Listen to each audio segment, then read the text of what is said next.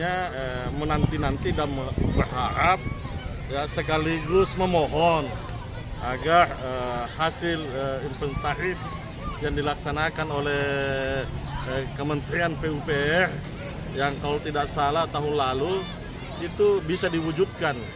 Ya, kami selama ini kan sudah bangga mendapat informasi bahwa Kementerian PUPR bahkan kalau tidak salah oleh Menpora langsung menyampaikan bahwa akan melakukan pembenahan infrastruktur sepak bola ya senilai 1,2 triliun. Mudah-mudahan ini bisa segera terwujud karena ini kita sudah dengar ya, sudah bangga ya, tetapi kalau waktunya terbatas atau tidak dilaksanakan, nah, itu juga membuat kami tentu tidak nyaman lah kalau sudah ada berita-berita akan turun ternyata tidak.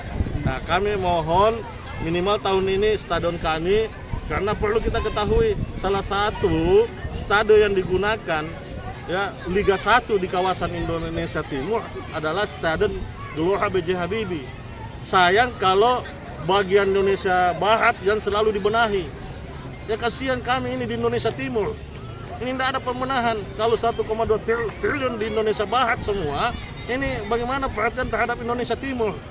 Apalagi Gelora B.J. Habibie satu-satunya stadion ya untuk Liga 1 itu hanya di sini.